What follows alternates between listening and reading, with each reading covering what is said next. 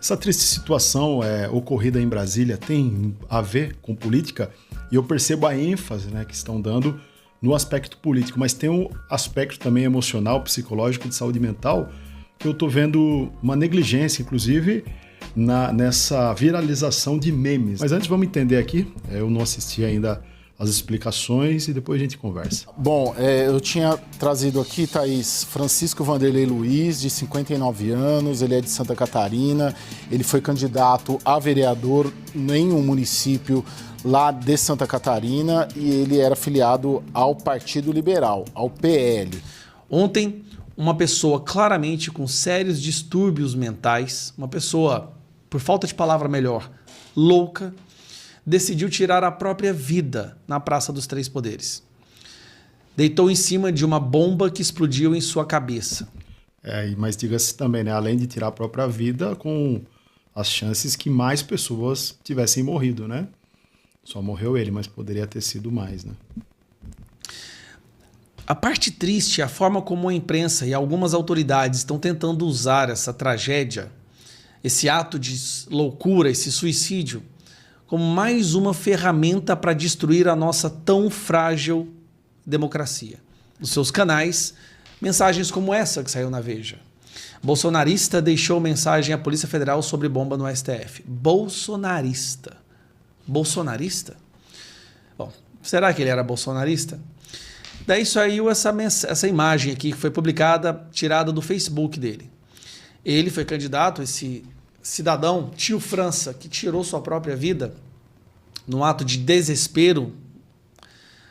Ele foi candidato pelo PL, mas basta olhar rapidamente que você percebe que a logo do PL é uma logo antiga, antes da entrada do Bolsonaro. Nós vamos aqui reproduzir, na verdade, eu vou ler com vocês essa matéria de Thales Alcântara e Manuela Alcântara. Saiba quem é o dono do carro que explodiu na Praça dos Três Poderes. Deixa na tela, Paty, eu vou ler aqui, ó. O dono do carro modelo Kia Schumann, que explodiu na Praça dos Três Poderes na noite desta quarta-feira, é o chaveiro Francisco Valdeci Luiz, de 59 anos. Vamos ouvindo a história. Ele deixou os filhos onde morava, em Rio do Sul, Santa Catarina, após brigas familiares e seguiu para Brasília, perdendo contato com os parentes. Isso é o que conta o filho adotivo de Francisco, o também chaveiro Guilherme Antônio, que falou com o Metrópolis. Ele está sem contato com o pai há meses e procura por informações após saber da explosão do veículo. Ele tinha uns problemas pessoais com a minha mãe e estava muito abalado com a situação e ele viajou. Foi só isso que ele falou, ele só queria viajar. A intenção dele era ir para o Chile, conta Guilherme. O filho diz não saber se o pai tinha um motivo especial para ir até a capital brasileira. Ele foi para Itapema primeiro, depois foi para Minas Gerais, Brasília. Depois ele iria viajar para o Chile. Nas redes sociais, Francisco escreveu mensagens sugerindo um ataque com bombas contra alvos políticos que ele chama de comunistas de merda. Ele foi candidato a vereador pelo PL em 2020 em Rio do Sul, Santa Catarina. Do UOL, que o homem que morreu, portanto, com explosivos no STF, circulou pelo Congresso Nacional durante o dia de hoje. Mas é o resultado de um processo de esgarçamento e de tolerância a atos violentos e à violência política, de modo geral. A gente acabou de ter um processo eleitoral em que foram inúmeros os episódios de violência política eleitoral. A gente tem cotidianamente notícias de pessoas que sofrem violência em ambiente político por defender posições contrárias. Isso perpassa as diferentes esferas ideológicas. A gente sofre violência política à direita e à esquerda, cancelamentos, um ambiente de tolerância à degeneração do respeito ao outro, do respeito às posições diferentes. E é esse ambiente que está se inflamando que faz proliferar esses lobos solitários. Ex-candidato a vereador antecipou a explosão ao STF. O jogo acaba dia 16. É o próprio Valdeci Luiz que a gente falou, Francisco Vanderlei Luiz, candidato a vereador Rio do Sul pelo Partido Liberal em 2020, o chaveiro antecipou nas redes sociais um ataque a bombas na sede do STF em Brasília. Aí tem uma postagem aí também, Paty, de uma mensagem que está dentro da matéria, uma imagem publicada no Facebook do tio França minutos antes do atentado. Olha lá.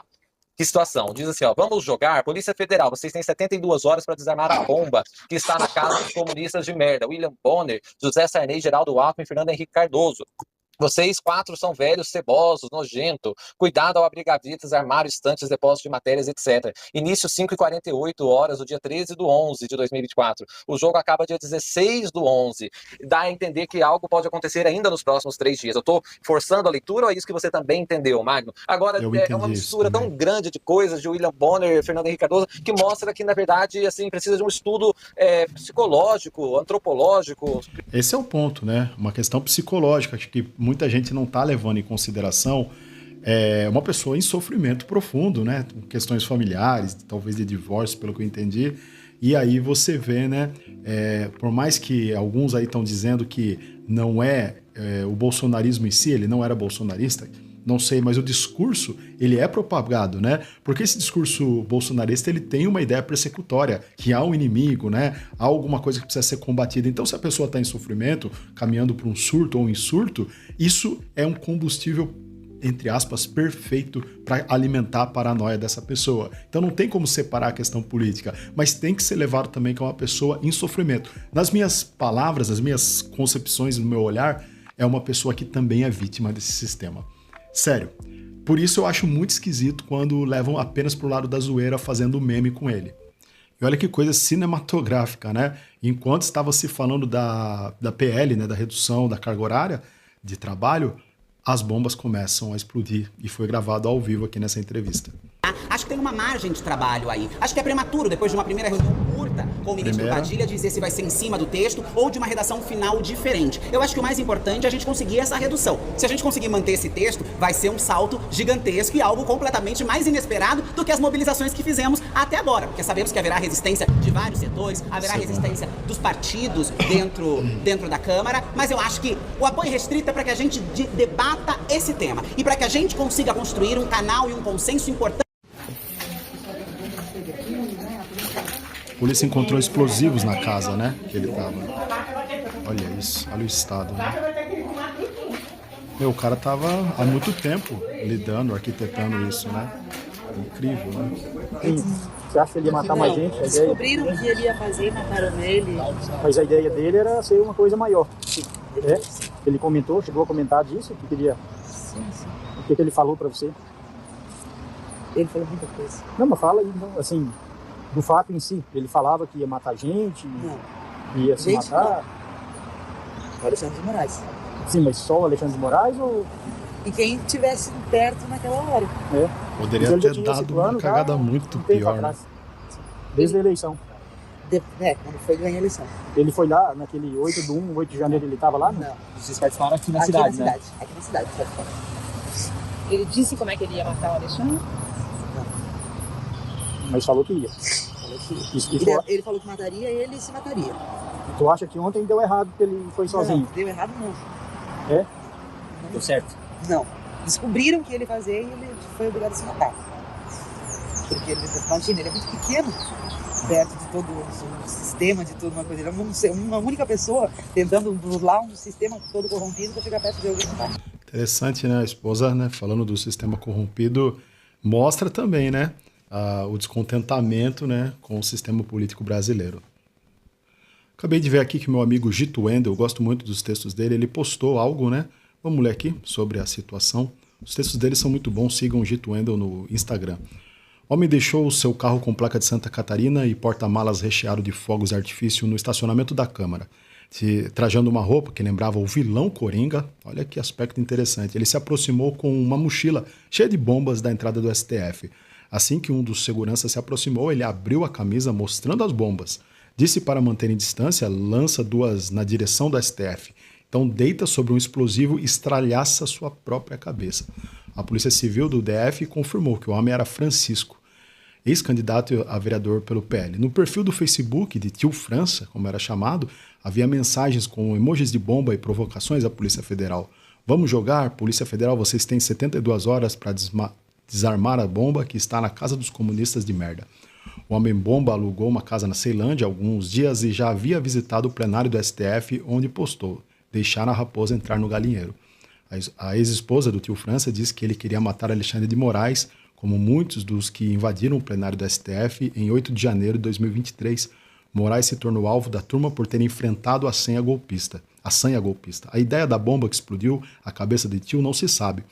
Mas a ideologia nasceu do gabinete do ódio e da lógica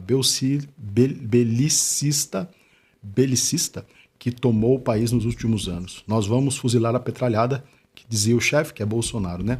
O discurso violento sempre culmina em atos de violência. Não há possibilidade de paz quando se prepara para a guerra, criando inimigos que devem ser eliminados. Amós, né? Acho que é da Bíblia, né? Dizia que uma ideia ruim só pode ser vencida... Não é da Bíblia, não. Acho que não. Por ideias melhores, não pela morte, do que pensa mal e que o futuro na direção da paz só seria construído pelo diálogo.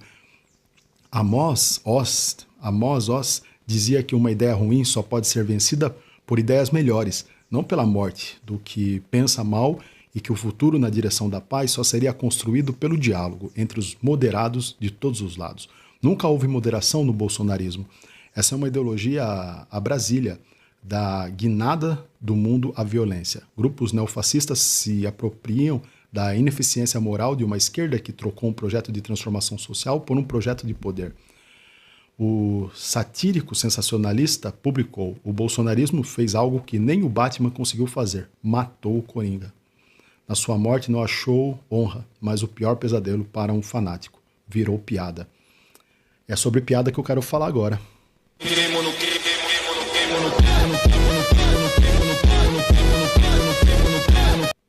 Bom, eu cheguei a ver bastante meme, piada, né, com esse cidadão aí. Eu não acho engraçado, né? Eu acho triste, na verdade, tudo que acontece no país. Acho que é triste para o ser humano, né, em sofrimento psíquico, emocional, ser munido, né, de tantas loucuras da política brasileira, do bolsonarismo também, não tem como separar, né? Mas não dá para jogar somente na conta, né? Eu acho que a forma que a gente tem vivido em sociedade, ela é adoecedora. E a pessoa em sofrimento nem sempre é ouvida, né? Às vezes bastava algum cuidado em saúde mental, de repente poderia ter sido diferente de tudo isso, mas não só um cuidado em saúde mental com o indivíduo, né? No caso, com o Francisco, né? Mas também com o país como um todo, né? A gente está adoecendo demais, falta diálogo, falta de fato seriedade, né? Na pauta política. E falta acesso à saúde mental, psicólogo, psiquiatria, enfim. Falta muita coisa, né? E aí sobra loucura. É isso.